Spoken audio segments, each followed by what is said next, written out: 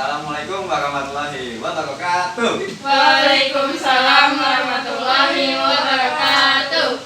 Luar biasa sekali. Suaranya semangat. Ya, balik lagi ketemu sama saya Kak Fuad Muzakir. Di sini masih sama saya menjalankan magang 3 dari Universitas Muhammadiyah Profesor Dr. Hamka, yang dimana di sini saya membawakan materi berupa teks drama. Tapi sebelum masuk ke teks drama ini, alangkah baiknya kita harus terlebih dahulu supaya bagus suasananya. Ya, baik, kita sama-sama baca surat Alfil lagi ya, nggak apa-apa. Jangan Alfil, Quraisy. Ya. Baik, kita sama-sama baca ta'awudz. A'udzu billahi minasyaitonir rajim. Bismillahirrahmanirrahim. Ila fi Quraisy illa fihim rihlatash syita'i was-shayf falyabudu rabb hadzal bait allazi at'amahum min ju'i wa amanahum min khawf. Shadaqallahul azim. Baik, alhamdulillahirrahmanirrahim. Sekarang kita masuk ke materi, yaitu ada teks drama. Di sini kalian ada yang tahu apa itu teks drama? Siapa yang tahu tunjuk tangan? Ya, kamu. Teks drama itu apa?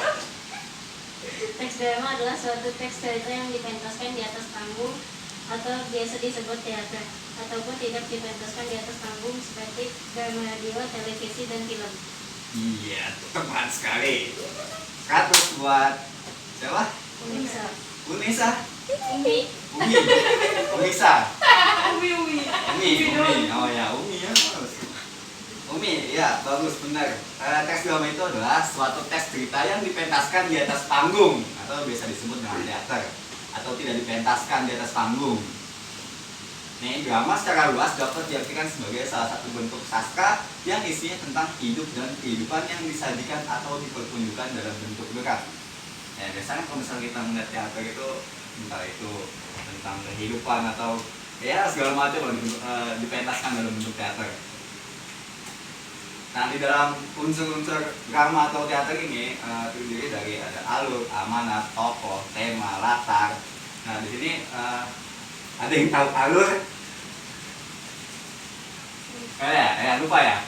Ya, alur itu sederhananya adalah urutan atau rangkaian peristiwa yang membentuk sebuah cerita. Jadi kalau misalnya kita alur itu jalannya merupakan sebuah jalannya cerita yang salah. Ada alur mundur, ada alur maju, ada alur campuran. Nah, di sini ada amanat. Amanat itu kan pasti kalian juga udah tahu lah. Amanat itu kan sebuah pesan yang ingin disampaikan oleh penulis ya. Lalu ada tokoh. Tokoh itu apa tokoh? Tokoh apa? Lebih keras. Katakan lebih keras. Ayo, katakan lebih keras. Saya nggak kedengeran. Tokoh apa? Pemeran, ya, tokoh itu pemeran yang menjalankan sebuah cerita tersebut. Nah, terus ada tema itu sebuah gagasan cerita, dan ada latar. Latar ini tempat, ya bisa waktu juga ya, semuanya mencakup latar. Lalu ada struktur teks drama, ada prolog, ada dialog, ada epilog. Tadi kalau misalnya kalian lihat teater Juari, ya itu teaternya bagus apa enggak? Bagus, jujur. Apalagi yang tadi siapa? Pak Bas ya, Pak Bas yang paling botak. Oh, itu sangat menjiwai sekali. Itu juga merupakan karakter favorit saya di situ. Nah, karena saya kalau melihat Pak Bas itu, jiwa saya, ini ya jiwa laki-laki seperti ini. Wah, luar biasa sekali memang Pak Bas ini. Ada prolog, ada adegan pembukaan. Adegan pembukaan itu yang tadi Ibu lakukan, gitu kan? Pembukaan itu menunjukkan awal sebuah cerita. Nah, ada dialog, percakapan yang dimuat di dalam sajian teater ini, dan epilog, adegan terakhir atau penutup dari cerita tersebut. Lalu ada menanggapi unsur-unsur pementasan drama, ada acting kan, acting tadi tuh. Siapa aja kalian lihat actingnya tadi? Ya pokoknya yang kalian suka tadi siapa? Pak Bas, ya kenapa kamu suka Pak Bas? Hah? Apa menjijikan? Oh enggak menjijikan. Pak Bas itu sangat menjiwai itu. Itu kalau misalnya apa namanya main tipu menipu dia paling jago. Kan ada aktor, ada pendokohan. Pendokohan itu apa pendokohan tadi? Iya, itu pendokohan adalah sifat menunjukkan sifat dari aktor itu. Belum salah. Tadi Pak Bas itu sifatnya gimana Pak Bas? Pak Bas sifatnya apa aja Pak Bas? Licik. Apa lagi? Apa? Udah. Kalau aslinya gimana? Licik apa enggak? Enggak licik. Oh, ya kalian tidak tahu saja di belakang kalian seperti apa, kalian tidak tahu aja. Ada ceritanya yang dari Jimat itu ceritanya tentang apa ceritanya? Tentang sebuah desa yang ingin dibeli oleh yang ingin dijual. Ya, betul. Lalu ada kostum ini sebagai penambah penambah nilai dalam sebuah pementasan drama. Lalu ada tata rias juga kan. Kita kalau misalnya nggak pakai tata rias tadi, ibu tuh kalau misalnya nggak pakai nggak ditata riasin, mungkin mukanya ya nggak kelihatan seperti ibu, ya seperti ya kita aja seperti anak-anak muda, ya kan nggak kelihatan. Oh ini masa ibu masih muda sih kayak gitu. Walaupun emang ada ibu muda ya, ibu gemes itu soalnya nggak gitu. Lalu ada musik ini yang melengkapi suasana di atas panggung. Lalu ada tata panggung kayak properti yang digunakan kayak gimana. Lalu ada tata lampu itu ya biasa kita memainkan lampu untuk menunjukkan estetika di dalam sebuah pementasan drama. Nah, habis ini coba ada yang mau nggak baca monolog? Kayak Caca, coba silakan baca monolog. Ya, di sini di sebelah saya. Ya, coba tolong dimajukan dulu kameramen. Jangan di zoom, dimajuin aja, jangan di zoom. Ya, coba Caca mau baca monolog apa? Tentang ibuku yang tercinta. Ya, mantap. Coba silakan. Rasa ini akan tetap sama dan tidak akan berubah. Ibu, semua rasa cinta serta ketulusanmu, semuanya tidak akan pernah terlihat sederhana bagi diriku. Engkau selalu tulus dan menganggap bahwa semua itu terlihat sederhana. Senja yang ada di ujung barat itu selalu menjadi milik kita berdua. Saat itulah kita menggenapkan waktu menuju malam yang syarat dan harmoni. Bukankah begitu kelihatannya? Seperti itulah arti dirimu untukku, Ibu. Kau bagaikan senja yang hanya tercipta untukku. Wah, luar biasa. Tepuk dong.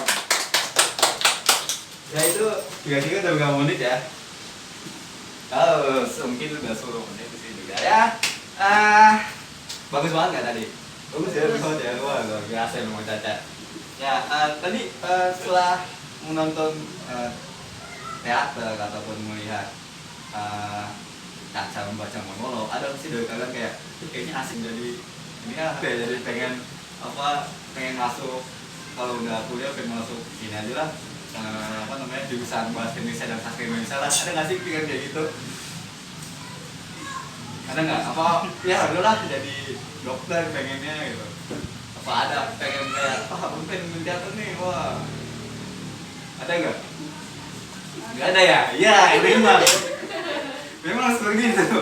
Memang awalnya tidak ada, tapi lama-lama kelamaan ya tetap tidak ada. Ya, tapi kita selalu kan nilai pencintaan kita terhadap karya sastra itu sendiri. Ya, mungkin itu aja yang bisa saya sampaikan. Mungkin nanti gantian ya kan tadi Caca udah baca monolog, nanti mungkin gantian siapa gitu yang baca selanjutnya. Oke, saya cukupkan dulu sampai di sini. Mohon maaf kalau ada salah-salah kata. Assalamualaikum warahmatullahi wabarakatuh. Waalaikumsalam warahmatullahi wabarakatuh.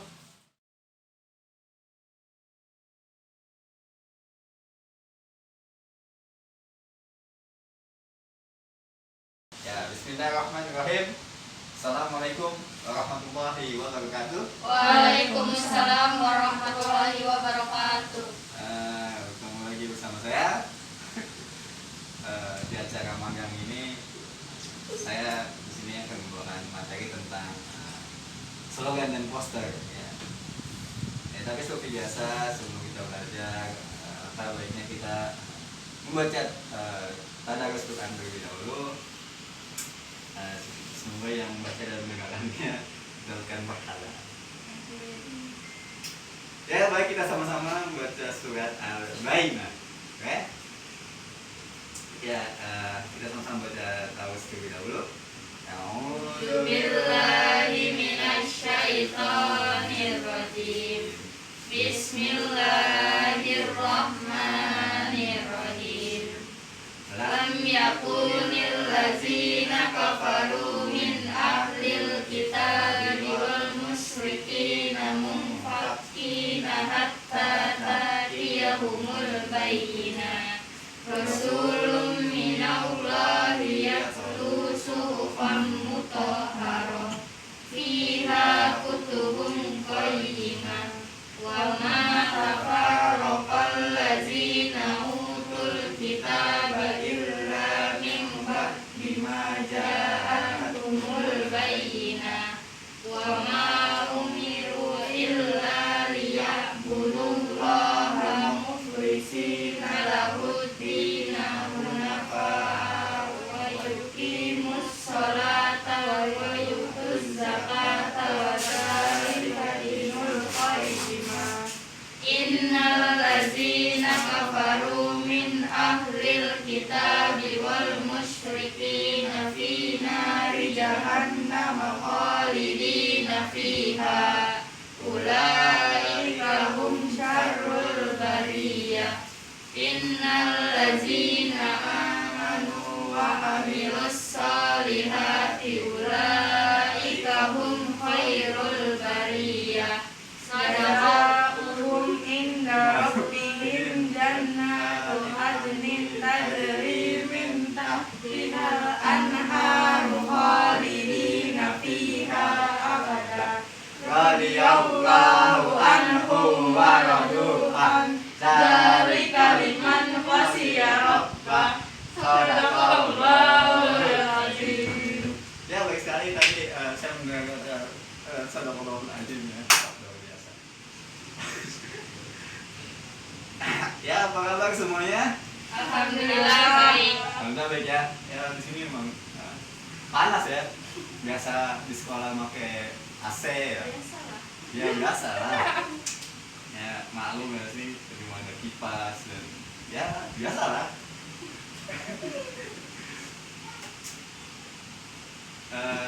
Di sini saya kan menjelaskan tentang teks iklan dan slogan poster. Tujuan pembelajarannya agar bisa mengetahui penggunaan teks iklan, slogan poster, menjelaskan unsur-unsur teks iklan, slogan poster, mengetahui cara menyusun teks iklan, slogan poster, memahami pola penyajian dan kebahasaan teks iklan, slogan atau poster yang membuat bangga dan memotivasi dari berbagai sumber yang dibaca dan mendengar. Ya, siapa yang mau baca? Siapa yang mau jawab? Ulang. Iklan itu apa sih menurut kalian? Siapa yang mau jawab? Ya, Caca Marica. Iklan merupakan sebuah teks yang mendorong, membujuk khalayak agar tertarik pada barang dan jasa yang ditawarkan. Iklan juga dapat diartikan sebagai pemberitahuan kepada khalayak mengenai suatu barang atau jasa. Ya, cepat sekali. Ya, tapi secara umum itu teks iklan merupakan salah satu media promosi yang efektif dalam memasarkan berbagai produk kepada konsumen karena daya jangkauannya itu yang luas dan masif. Tujuannya adalah untuk memperkenalkan suatu produk baik barang maupun jasa kepada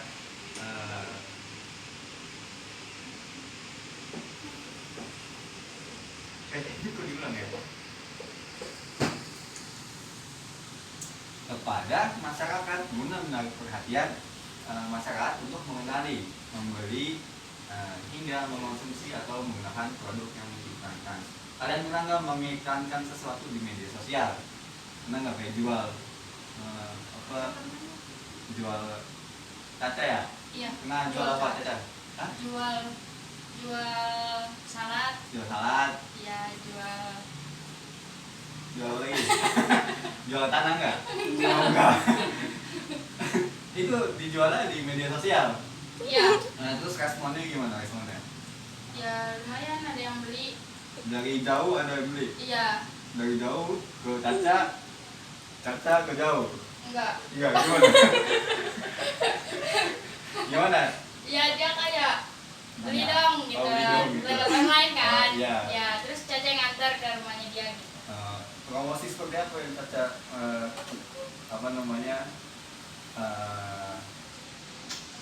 persembahkan di media sosial? Ya merupakan kayak pakai poster gitu. Pakai monster. Heeh. Ya.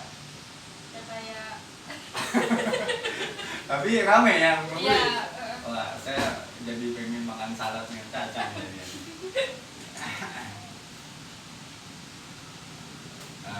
Lalu ada pengertian slogan atau poster. Nah, slogan ini adalah kata-kata atau kalimat yang relatif pendek, yang umumnya begitu menarik dan mudah untuk diingat, yang digunakan untuk memberitahukan atau menyampaikan suatu informasi. Ya, slogan itu yang kayak gimana?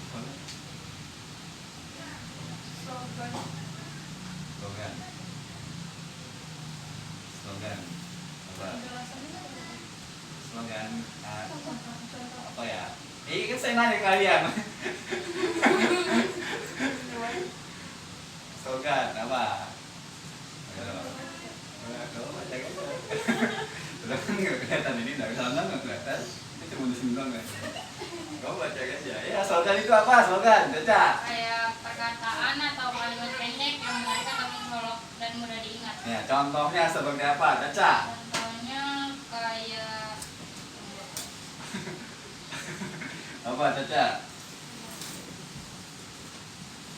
kayak belajar dengan girang, masa depan terang. Wah, terus apa lagi? Kayak gimana lagi?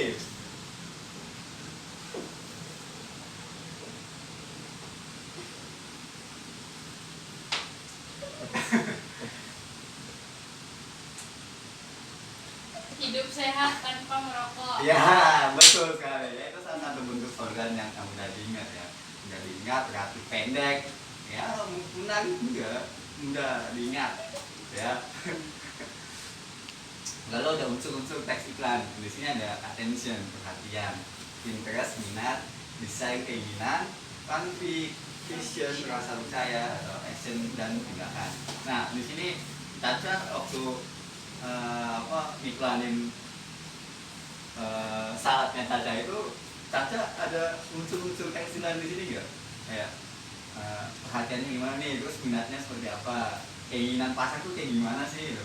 Terus rasa percaya yang Caca timbulin ada pengaruh nggak bakal makin keras nih, atau kan tindakannya nggak ada nih. Iya. Ini, nah terus tadi saya tanyain apa keinginan pasar tuh maunya salat yang kayak gimana sih gitu. Kayak gitu. Ya, gimana? Ya mungkin nanti Caca bisa membawakan salatnya, nanti saya mau beli salatnya misalnya ini, oke? Masih jual nggak sih?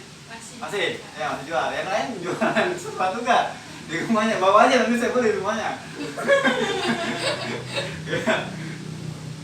Jadi cuma Caca doang jualan? Ya, Umi atau Sarah atau Bella nggak jualan? Siapa? Unes. Unes, tadi katanya Umi. Biar gampang. Oh, biar gampang. Tapi nama aslinya Unes. Unaisa. Unaisa. Unaisa. Unaisa. Oh, ya. Unaisa siapa namanya? Terus Elve. Unaisa. Terus Elve. Nah, ini yang namanya Unes. Yang mana? Ya. Lalu ada struktur isi teks iklan, yaitu ada judul iklan, nama produk, penjelasan tentang produk. Nah, ini kan tadi yang jualan cuma Caca ya. Biasanya Caca kalau ngasih judul iklannya tuh kayak gimana sih Caca? Judulnya Iya kayak kayak ya salad buah. salad buah gitu, ya, salad buah segar gitu. Ya. Iya. Salad buah segar. Gitu. Nah produknya itu Caca kasih apa nama produknya? Enggak boleh. Nggak ada anak kono. Ya misal kayak salad segar cumuli ya gitu kan. Nggak kayak gitu nggak ada. Enggak. Nah, oke. Kalau jelas nih nggak kayak tentang produk itu kayak gimana kayak ini salad buah isinya ini isinya. Enggak, kan orang udah pasti tahu. Ya kan tapi kan nggak ada orang nggak tahu isinya apa ya, takutnya kan ada orang yang alergi sama buah salah satu buah tersebut atau gimana kan. Jadi kalau misalnya Caca jelasin kayak spesifikasi buah tersebut apa aja yang ada di dalam sana kan jadi orang tahu nih kayak oh nggak ada buah yang membuat saya alergi ini saya mau beli gitu kan misalnya gitu ya itu coba itu udah berapa menit ya ya ini salah satu poster bentuk poster niaga, poster kegiatan, poster layanan masyarakat dengan yang kita aja bilang dilarang rokok atau hidup lebih sehat dan bermanfaat dengan tidak merokok. Ya di sini semua nggak rokok ya? Nggak ya. Alhamdulillah. Ini contoh orang hidup sehat ini buat jangan sampai merokok ya. Nah, rokok itu tidak baik ya. Lalu di sini ada menyusun teks iklan ya.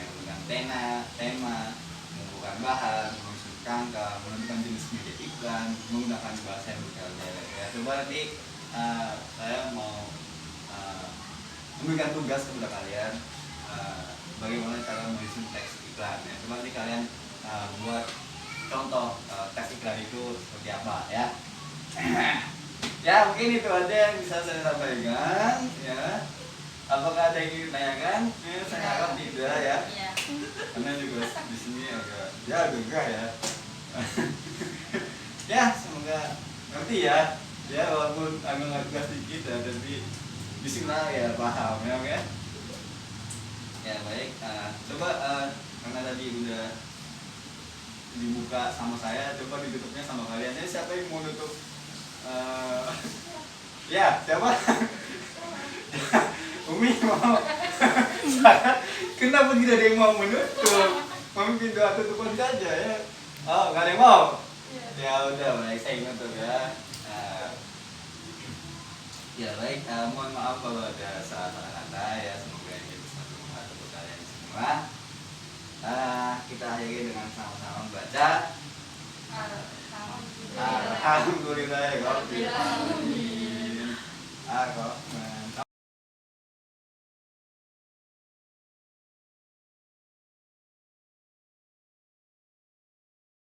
Ya udah.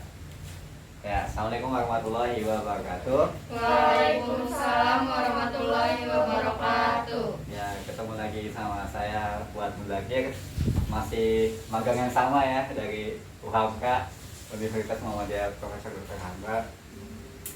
Nah, di sini saya bakal bawain materi tentang cerpen.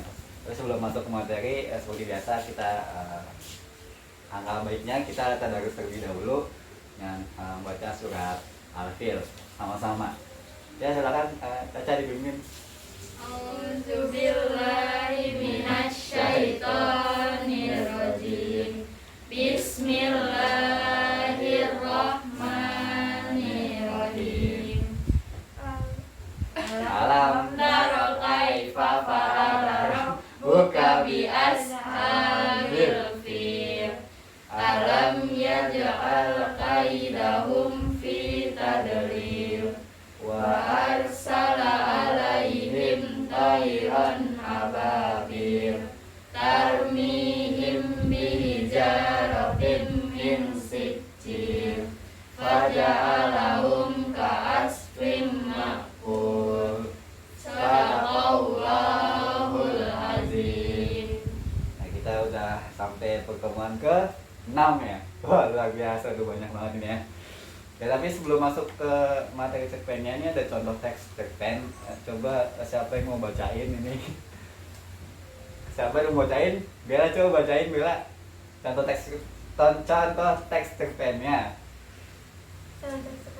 Bagaimana Tuhan kita ini, kata Haji Soleh kemudian, bukankah kita disuruhnya taat beribadah, teguh beriman, dan itu semua sudah kita kerjakan selama hidup kita, tapi kini kita dimaksudkan dengan maka. Ya, kami juga berpendapat demikian. Tengoklah itu orang-orang senegeri kita semua, dan tak kurang ketaatannya beribadah.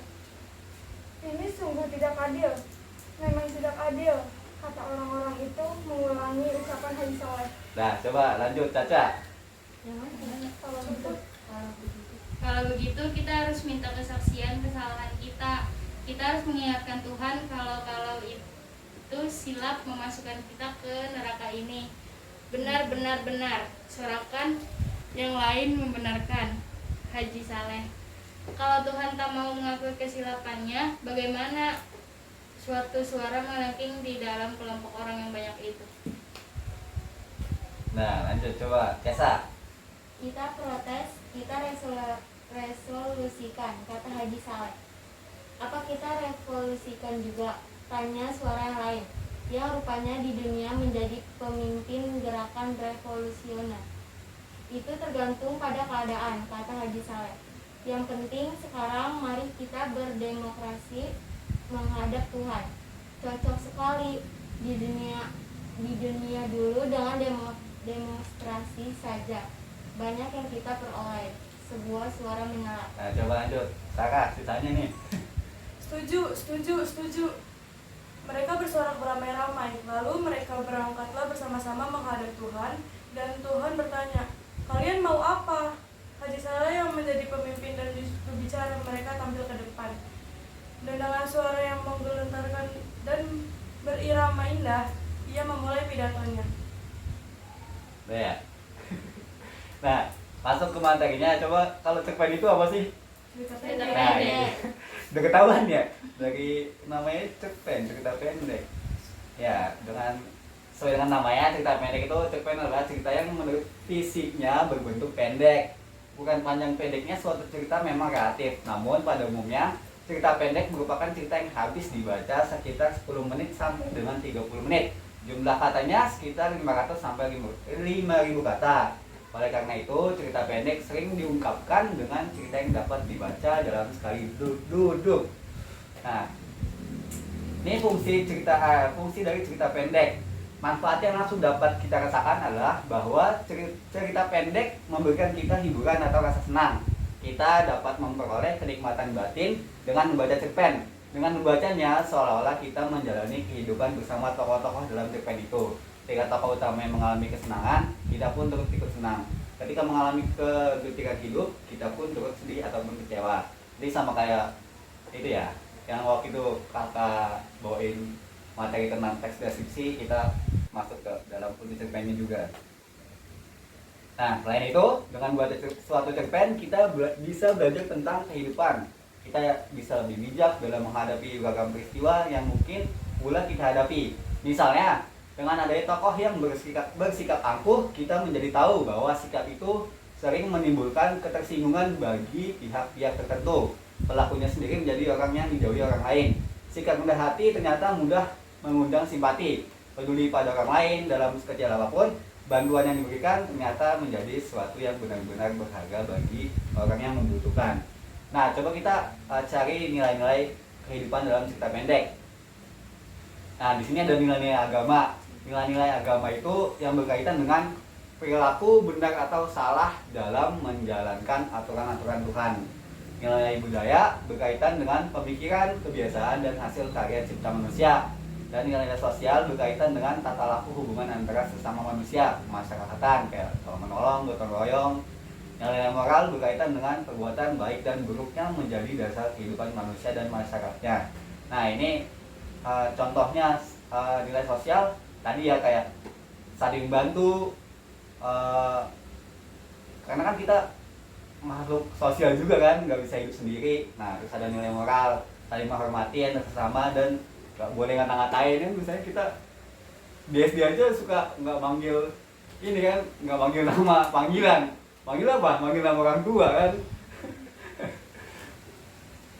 Nah, nilai agama melakukan yang diperintahkan oleh Allah Subhanahu wa taala dan menjauhi yang dilarang olehnya, seperti mencemooh, berbohong dan lain-lain. Nih, siapa nih suka bohong nih? Nilai pendidikan, nggak mudah putus asa dalam menghadapi kesulitan, tetapi harus selalu berusaha. Nilai budaya, memegang teguh adat istiadat atau kebiasaan di suatu masyarakat.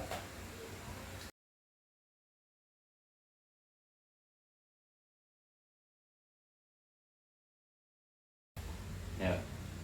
Assalamualaikum warahmatullahi wabarakatuh. Waalaikumsalam warahmatullahi wabarakatuh. Ya baik, kenalin nama kakak Afwan Zakir. Di sini kakak sedang melaksanakan program magang dari kampus dari Universitas Muhammadiyah Profesor Dr. Hamka, Fakultas Keguruan dan Ilmu Pendidikan, Program Studi Pendidikan Bahasa dan Sastra Indonesia. Nah, di sini kan kakak ngajari bahasa Indonesia ya. Tapi sebelum masuk ke materi, coba kita tadarus terlebih dahulu ya. Coba kita sama-sama baca surat Atin aja, iya. Ya. A'udzu billahi minasyaitonir rajim. Bismillahirrahmanirrahim. Wattini wazzaitun wa turi sinin wa hadzal baladil amin. Laqad khalaqnal insana fi ahsani taqwim. Summa razaqnahu asfala safilin. Illal ladzina amanu wa amilus solihati falahum ajrun ghairu mamnun. Fama yukazzibuka ba'du biddin. Alaihissallahu bi'ahkamil hakimin. Sadaqallahul azim. Ya baik teman-teman semua, gimana kabarnya semuanya? Pada sehat? Alhamdulillah. Ini lagi pandemi, lagi musim-musim penyakit nih, lagi musim hujan juga, lagi musim matahari juga, Pak. Ya, di sini kakak bakalan bawain materi tentang teks deskripsi. Ada yang tahu teks deskripsi itu apa? Sarah? Apa? Teks deskripsi itu apa? Teks atau paragraf yang menjelaskan tentang gambaran suatu peristiwa atau objek. Salah. Ayo apa? Lanjutin aja.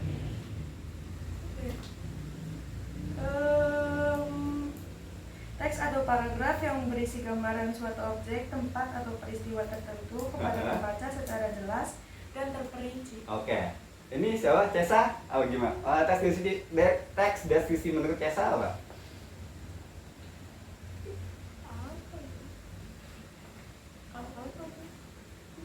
Kalau deskripsi itu kan berarti menggambarkan.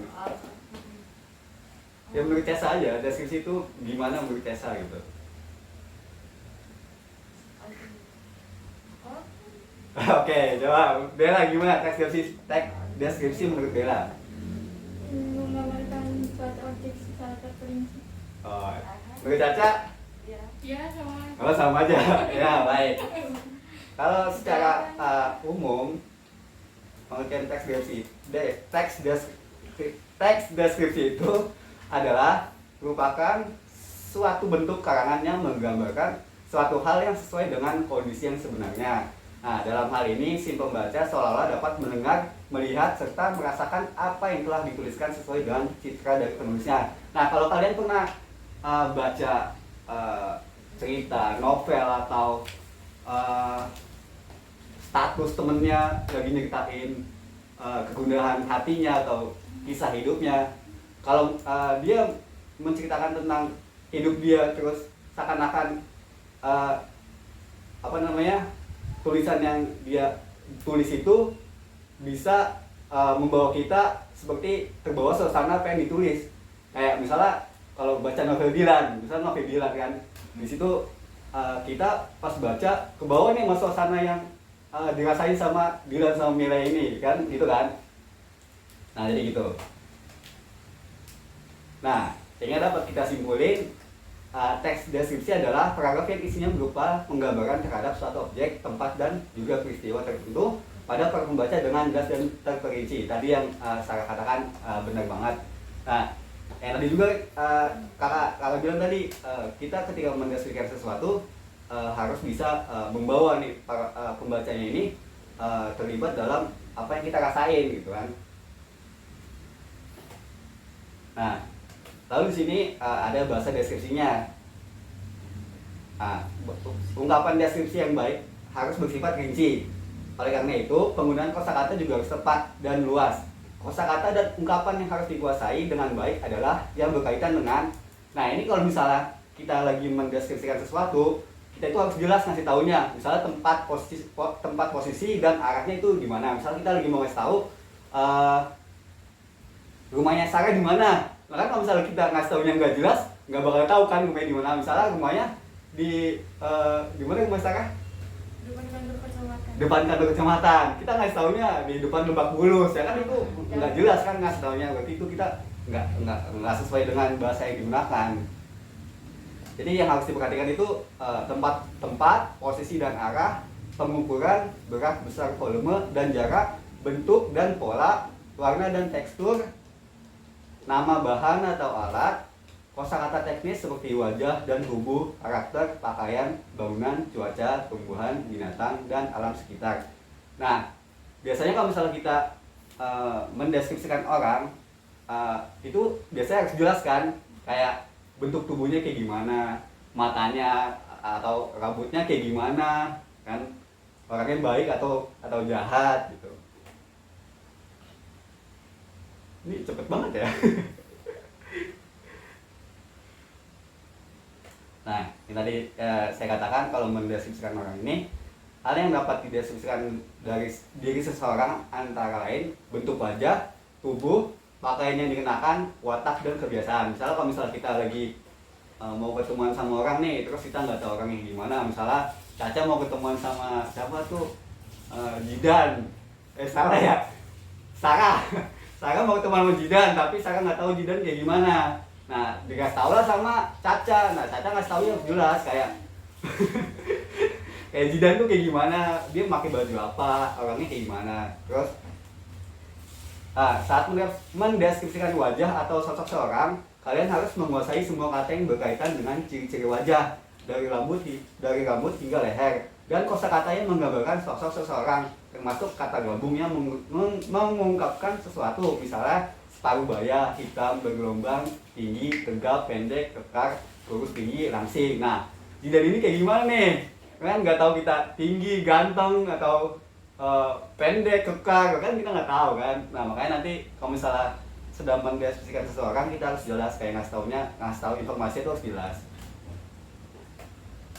Gitu. Emang Jidan siapa? Sarah? Oh enggak ya? Temen doang. Oh teman. Nah ini ada contohnya. Misalnya rambutnya hitam, bergelombang, tergerai, panjang, hingga pirang. Oh ini di bagian depan menutupi dahi, seakan menyembunyikan pandangan matanya yang tampak pucat. Hidungnya tidak terlalu mancung, tetapi tidak terlihat buruk. Dia memiliki gigi rata dan putih, dengan bibir tebal. Parasnya berbentuk bulat dan terlihat berisi. Nah seperti itu ya contohnya. Nah itu kalau untuk ukuran orang Indonesia itu termasuk pendek, soalnya tadi gimana contohnya? Rambutnya hitam bergelombang, tergerai panjang hingga pinggang. Nah biasanya kalau misalnya orang Indonesia itu dengan ciri-ciri seperti ini emang tergolong itu orang yang pendek, nggak terlalu tinggi juga. Nah,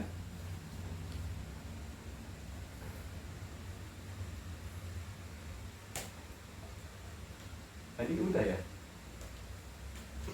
Nah, kalau dalam mendeskripsikan seseorang tadi udah ya, gambaran pakaiannya gimana juga perlu diberikan. Nah, tadi saya katakan yang kalau misalnya mau mendeskripsikan seseorang itu ya harus jelas. Ini kayak ada contoh satu lagi nih. Saya kenal pertama kali dengannya di sebuah pesta resmi di sebuah hotel di Jakarta. Dia memakai jas yang tidak sekasi dengan celana yang dikenakannya. Jasnya berwarna coklat, tua, tampak kebesaran. Kemejanya yang berwarna hijau, tidak berdasi. Sejak pertemuan di hotel itu, saya tidak pernah lagi melihatnya dalam pakaian lengkap atau resmi. Saya lebih sering melihatnya berpakaian santai, celana jeans, berel, kaos, dan sandal jepit. Nah, yang tadi saya bilang ya, kalau misalnya mendeskripsikan seseorang itu harus jelas nih, kayak misalnya tadi Sarah mau ketemu Zidan, tapi Sarah nggak tahu Zidan kayak gimana. Nah, terus dikasih tahu makanya Zidan itu suka pakai jas atau Ya seperti itu ya, seperti contoh ini di sini.